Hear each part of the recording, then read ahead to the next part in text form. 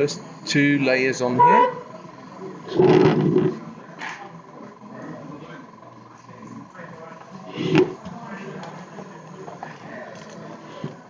Right, with the first 2 layers on there, I'll just grab the dark yellow. Here we are. Now this one was, I believe, made by Vallejo originally for German armoured vehicles from World War II. Yellow vehicles it does well with, but it also does really well for modulating this weird colour that I've chosen, this weird turquoise that I've chosen for my floors here. I'm just going to layer that in on top of the existing grime, like so. And again, just using rolled up tissue paper to further randomise, getting some smudging effects in there. Here we go. Arnold, thanks for joining us again. Just working in some grime effects on the floor piece here. I've been working with Seraphim Sepia, Agrax Earthshade and Dark Yellow through airbrush, and slowly working up textures on the floor here. And I've also thrown on some yellow in each of the 4 corners and on top of a grate here. And what I'm going to do next is I'm actually going to look at masking these once more and adding some stripes to them. So I'm actually going to start that now. When I do hazard striping, I tend to try and be as neat as I possibly can, because if these aren't 45 degrees, it's going to look off and people are going to remark on it. So what I usually do is I put down one strip and I just check, right, I'm not going to be able to fit a full strip on the other side here, but I'm going to put down a second strip immediately next to it and use that as the spacer for the third strip over here. Once the third strip is down, I actually remove my spacer again, which means that now I'll have even yellow and black stripes. I'm glad you're learning. I'm so happy. So this means that my yellow and black stripes are going to be perfectly equal. I don't have to eyeball anything. I'll just know that using the same tape, it's going to be equal. Right, doing the same for the corners here. Got a bit of help for the 45 angle, and there we go. It takes a few minutes, but it's really well worth it in the end.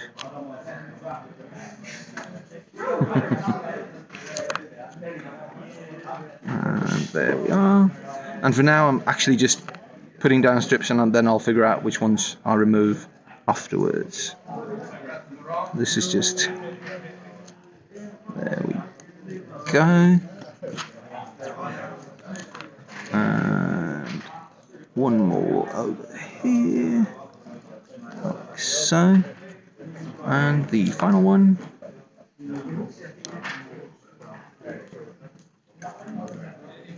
There we are. And I then go back in and remove every other strip. I'll take this one out, reuse it, like so. Take out the next one here, like so, reuse it.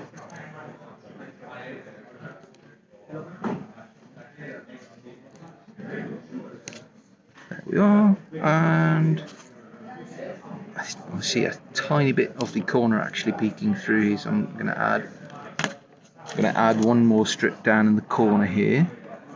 So there's a tiny bit of yellow coming through, but the original strip there gets removed.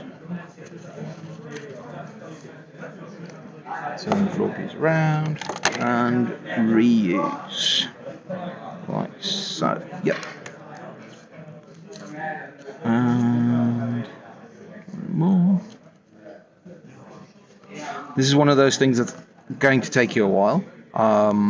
It's unavoidable, but it's really, really well worth spending the time and actually just doing it proper, because it is going to make everything look so much nicer. So, second corner now done. Removing a few of these strips here, once again reusing them like so. Second strip off there, reusing it. I try and get a bit of use out of, yeah, it's black over yellow, yeah. I try to get as much use out of this tape as I can because it is fairly pricey, but it does last quite a long time. So I generally get 3 to 4 tiles of use out of a single roll, which is fair. Right, so in there, I'm going to need another strip over here as well. I see that comes in there, and the final one like so. One corner left.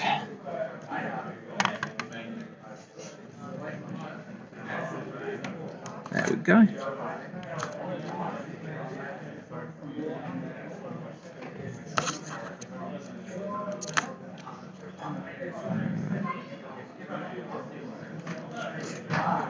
Just getting all of the final strips in here. Here we are. I can remove this one again.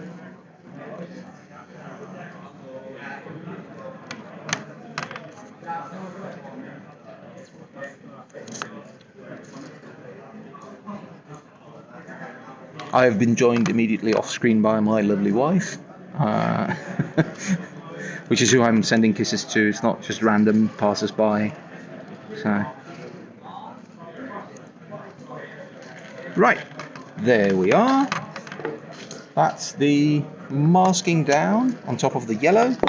So, gonna grab a dark grey blue. I could go to full black for this, but with everything else being sort of faded, slightly broken colours, if I do this in full on black right away, I'm going to have nowhere to shade to, and also it's going to look very stark on top of all of the other colours being these broken sort of mellow colours. So, right. This is the 71054 dark grey blue.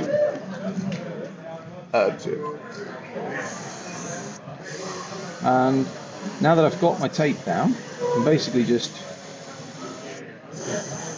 filling in all of the visible yellow areas, which is going to give me the basis for these hazard stripes, which are such a important part, apparently, of Necromunda floor design. So there we go. Last one over here. One drop short, isn't it just typical? 2 more. There we go. Like so. Yep. And again, I'm just gonna add a tiny bit of the 71120 dark ghost grey. This is the same slightly bluish grey that I used for the electrical cabinet earlier. Yep.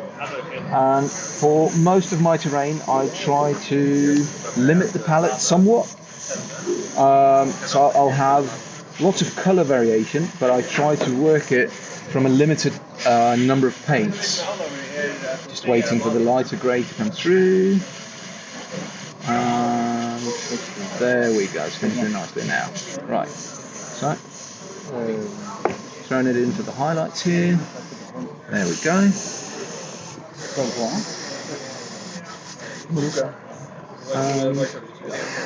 For the grate over here as well. Right. And the nice thing about these colours is that although it takes quite a while to put on the masking tape, it's actually really nicely easy to remove it again. So as soon as I've cleaned the airbrush here, I'll just remove that, and you can see. Oh, hi Alexandra, thanks for joining. I'm glad you made it.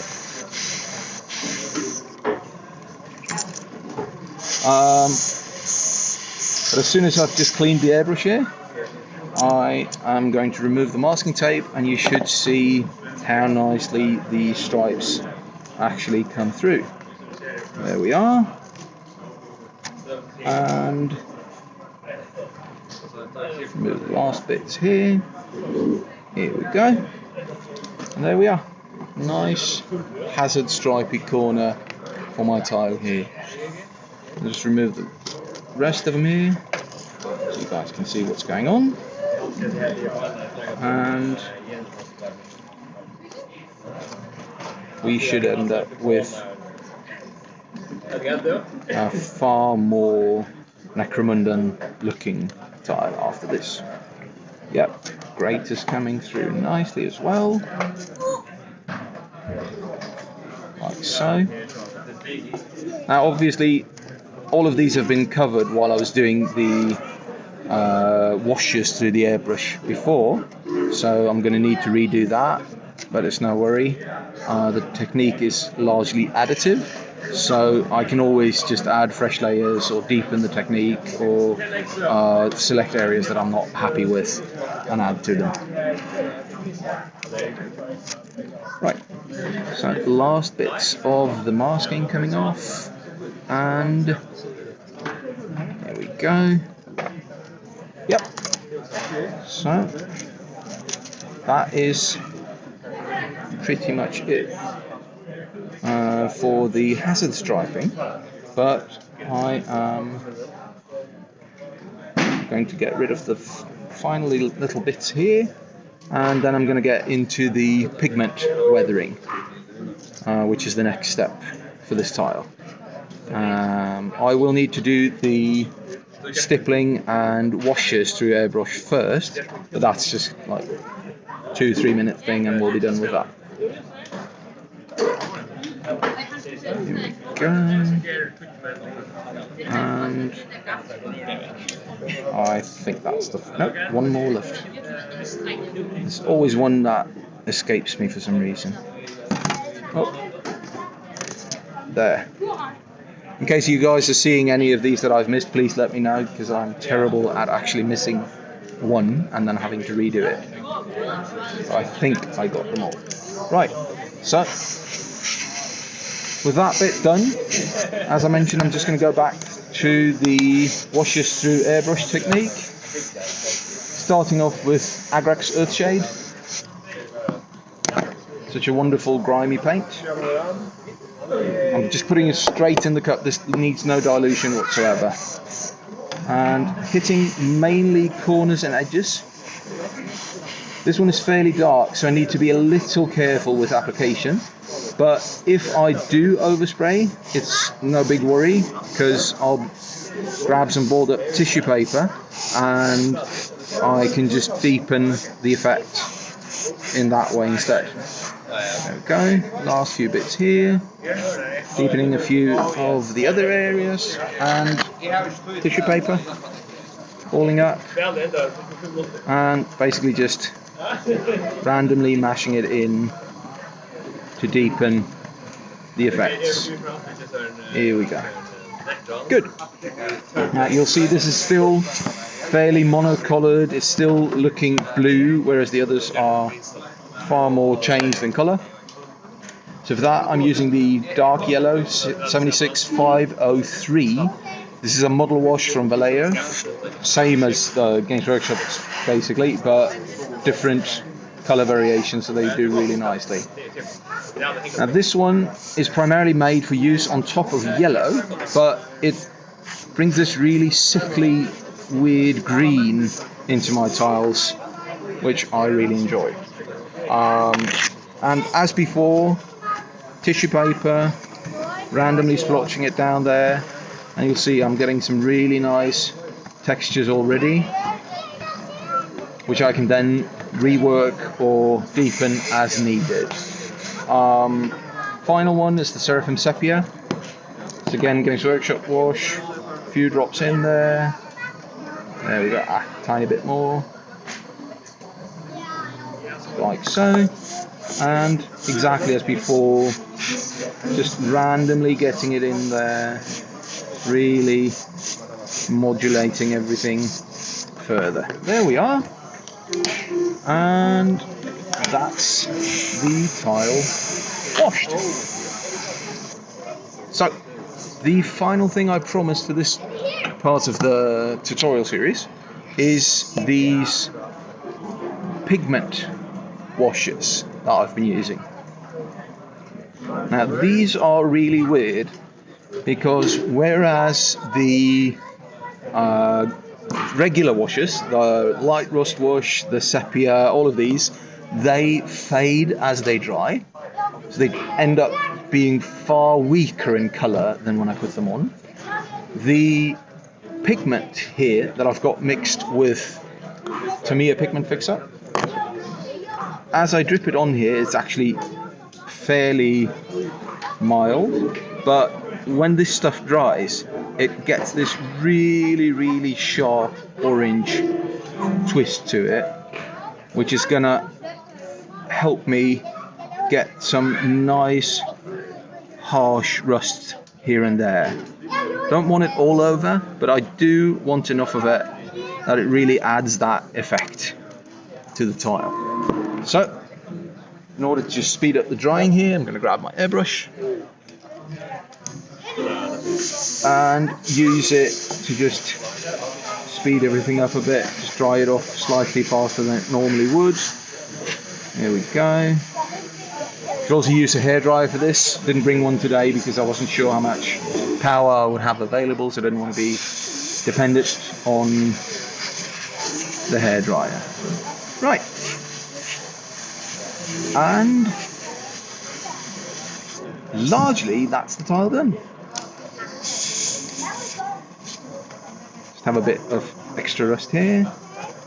I can again just stipple away. But this is actually the completed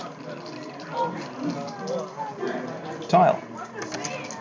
I'm going to grab some images of this and I will upload those for you guys later, and I hope the images together with the video have given you a better the pigment to fixer ratio. Let me look at the bottle just a sec. 2/3 fixer, 1/3 pigment roughly. In any case, much more fixer, probably even 3/4 fixer to 1/4 pigments, and it does tend to settle on the bottom. So when it's been sitting for a while in the cabinet, it does need quite a good shake to reactivate the pigments. But once I have them loose, they're already drying off quite nicely here, and they're really adding points of light to this tile. Which is what I want. I want everything kind of faded, and then I want the rust to really bring it back up, make it pop. So this one is going to do really nicely together with my other Zone Mortalis terrain, and I'll be painting up a few more of these half tiles in the coming weeks, so I can get the set up to a full 3x3 tile set. Anyways, as I mentioned, I'll grab some proper pictures of this, put them up on the Instagram feed, and I'll link everything together in a proper post as soon as possible. Yeah, you think you want to have way more pigments, but the fixer actually goes a long way to spreading them out, so the pigments go very far for very little pigment. So, thank you guys for following along. It was great having you. I'll be back for one final tutorial in which I'll be looking at the new speed paints from Army Painter. I got a set of these from the nice people in Denmark, and I'll be looking at them in comparison with Games Workshop's contrasts, which I used earlier today, and seeing how they differ, how they're the same. There's some things I've heard that you can't do with them, in terms of Overpainting, they tend to reactivate, but I actually think this could be an advantage in the work that I do. So I'll see you in an hour or so. It's been great having you. Thanks so much for joining in. Cheers. Bye. Thank you, Arnold. You are too kind. See you soon.